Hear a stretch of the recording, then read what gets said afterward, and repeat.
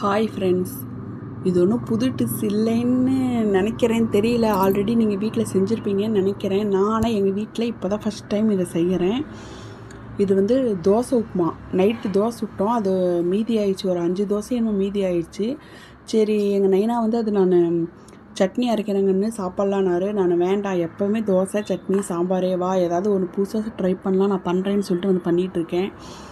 Taste எப்படி இருக்குன்னு தெரியல, நான் சாப்பிட்ல, அவங்க தான் சாப்பிட்டாங்க. ஃபஸ்ட்டு கடாய் வச்சு எண்ணெய் ஊற்றி கடுகு போட்டுக்கணும். அடுத்து கருவேப்பிலை. பாப்பா வேறு எந்திரிச்சிருவா, அதுக்குள்ளே சீக்கிரமாக செய்யணும். நான் ஏன் அப்பப்போ கேமரா பார்க்குறேன்னா, கேமரா ஓடுதா இல்லையான்னு எனக்கு ஒரு டவுட்டு. நான் இதானே ஃபஸ்ட் டைம் செய்கிறேன். இது வந்துட்டு அரிஞ்சு வச்ச காய், வெங்காயம், பச்சை மிளகாய், கேரட்டு, பீன்ஸு, கருவேப்பிலை, அரிஞ்சு வச்ச காய். அந்த இடத்துல என்னால் வாய்ஸ் கொடுக்க முடியாது. ஏன்னாங்க பாருங்கள், எங்கள் அப்பா வருவார், எங்கள் வீட்டுக்காரர் வருவார், பாப்பா அழுவுற சவுண்டு கேட்கும்.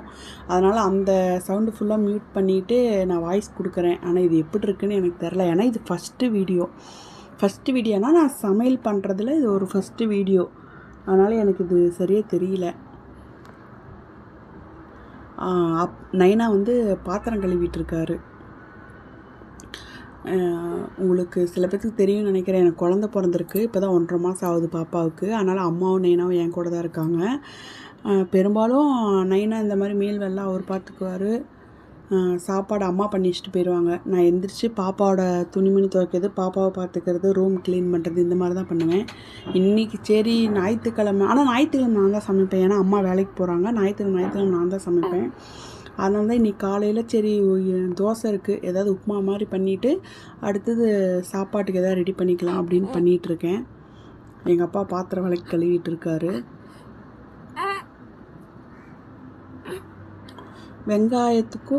அதாவது இதுக்கு வந்து லைட்டாக தான் உப்பு போடணும். உப்பு வந்துட்டு ஏன்னா ஏற்கனவே தோசையில் உப்பு இருக்கும், மாவில் உப்பு போட்டு தான் கலக்கி வச்சுருப்போம். தோசையில் உப்பு இருக்கும், அதனால் லைட்டாக தான் உப்பு இதுக்கு போடணும். சும்மா இந்த காய்க்கு இந்த வெங்காயத்துக்கு உண்டான சும்மா லைட்டாக துளுந்து உப்பு போட்டுட்டா போதும்.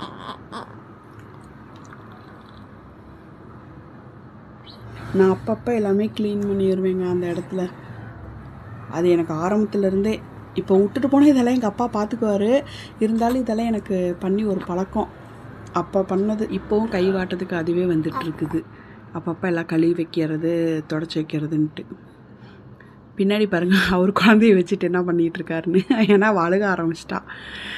தோசையும் சரி இட்லியும் சரி, நீங்கள் சும்மா வெறும் இதாக வரன்னு பிணையிறத விட இந்த மாதிரி தண்ணியில் போட்டு எடுத்து போட்டு தோசையும் இட்லியும் சரி உப்புமா செய்கிற மாதிரி இருந்தால் இந்த மாதிரி பிணைஞ்சிங்கன்னா நல்லா உதிரி உதிரியாக வரும். எங்கள் நைனா பாருங்கள், ஃபஸ்ட்டு வெறும் தோசையை பிச்சு போட்டார். அது வந்து நம்ம சாப்பிட்ற மாதிரி தான் இருக்கும். இதே தண்ணியில் போட்டு நீங்கள் பிணைஞ்சிங்கன்னா நல்லா உதிரி உதிரியாக வரும். நான் அதை காட்டியிருப்பேன் பாருங்கள், நல்லா உதிரி உதிரியாக வர மாதிரி. இது சப்போஸ் நைட்டு சுட்ட தோசைங்கனால ஏதாவது சைடில் காஞ்சி போயிருந்தால் கூட இப்படி தண்ணியில் போடுறப்ப அந்த இதெல்லாம் வந்து நல்லா சாஃப்டாகிக்கும். அந்த காஞ்சது எதுவும் நமக்கு இதாகாது. இது நல்லா உதிரி உதிரியாக நல்லாயிருக்கும். போட்டு நம்ம கிளறப்ப எந்த ஒரு இது இல்லாமல் நல்லா பூவாக உழுதுன்னு சொல்லுவாங்க பார்த்தீங்களா, அந்த மாதிரி இருக்கும்.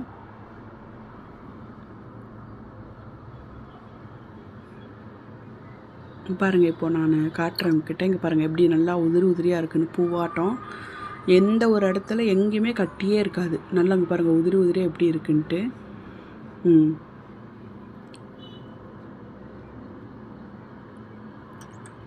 இது போட்டு கிளறப்ப நமக்கு நல்லாவும் இருக்கும், சாப்பிட்றப்பையும் நல்லாயிருக்கும். அதாவது உதிரி உதிரியாக இருக்கனால நமக்கு அந்த உப்புலேருந்து காரம் வந்து எல்லாமே உரைக்கும். இதே கட்டியாக இருந்துச்சுன்னா நமக்கு அந்த கட்டி ஒரு மாதிரி இருக்கும். இது நீங்கள் தண்ணியில் போட்டு இந்த இப்படி பிணைஞ்சிக்கிட்டிங்கன்னா பெஸ்ட் ஐடியா. தண்ணியெல்லாம் இருக்காது, நீங்கள் நல்லா புழிஞ்சு விட்டுட்டு இது பண்ணுறப்போ எதுவுமே இருக்காது, நல்லாயிருக்கும். பேக் சைடு எங்கள் நைனா தக்காளி வாங்கிட்டு வந்தார். அது நல்ல தக்காளி, உடஞ்ச தக்காளியில் பொறுக்கி வச்சிட்ருக்காரு.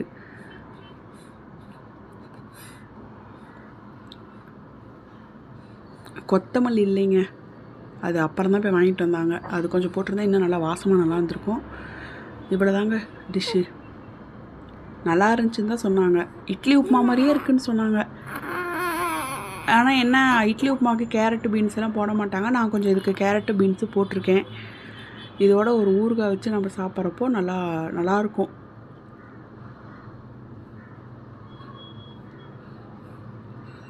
இந்த வீடியோ பார்த்ததுக்காக எல்லாத்துக்கும் ரொம்ப தேங்க்ஸ்.